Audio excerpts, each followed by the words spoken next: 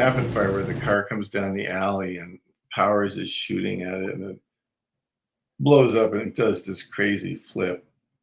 And I said, I want the shotgun to blow the shit out of this car to the point where it flips. Because in my mind, I thought we could do some kind of a pipe ramp, like just a classic, what was that famous TV show, where they're always flying through the air. Help me out. Anyway, so I thought. I'm blanking, man. I'm blanking. What? Dukes of Hazzard. Yes, thank you. See, you got there. Dukes of Hazzard. So I thought they were just going to do some Dukes of Hazzard gag. But instead, they came back and said, that's not realistic. If the gas can were to go off, that's not what would happen. So here's what we're thinking. We're going to put a telephone pole in the back of this car. And we're going to rig it with the driver. He's going to be in a full metal cage with a massive explosion over the telephone pole. And as he's coming down the alley, the driver himself and the right, taking his own time, he pushes the release button. The explosion goes off over the telephone pole, and it thrusts the telephone pole into the pavement at unbearable force.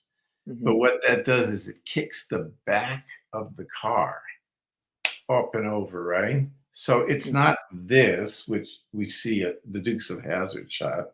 Kind of like this. It's like a gas tank exploded. And the force of the gas tank, when you look at the movie again, you'll see it. It's like the force of the gas tank blew the car this way. And it's an unbelievable stunt. It's dangerous. But we got permission from the studio to do it.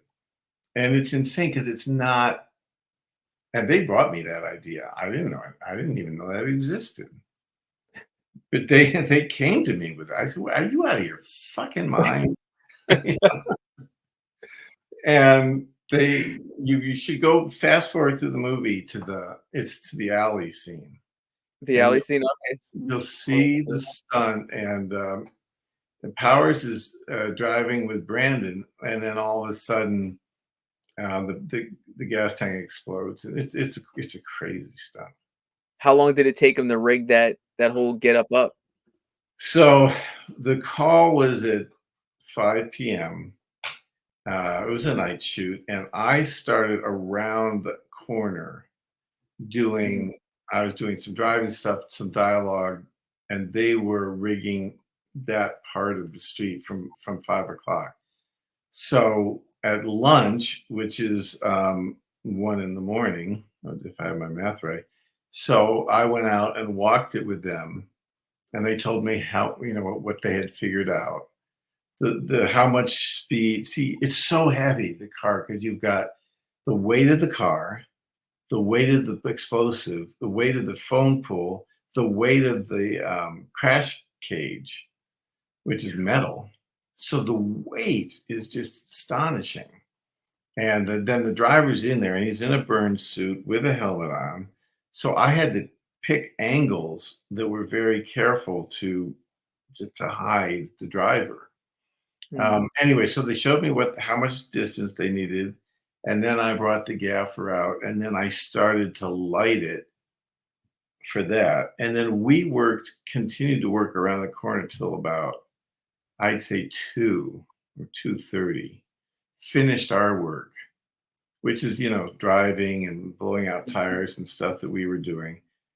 And then the AD called it for what we were doing, and we all went over, and then we started working on the stunt.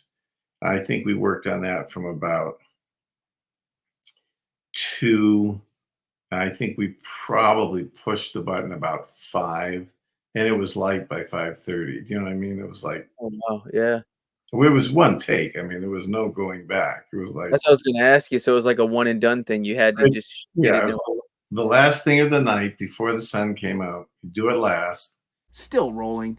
I'm reading the book actually right now. Really good. A lot of great stories. I'm not done yet, but if you're a filmmaker or just somebody that likes good stories, you're going to enjoy this book. Link is in description. Like, subscribe. drop a comment down below.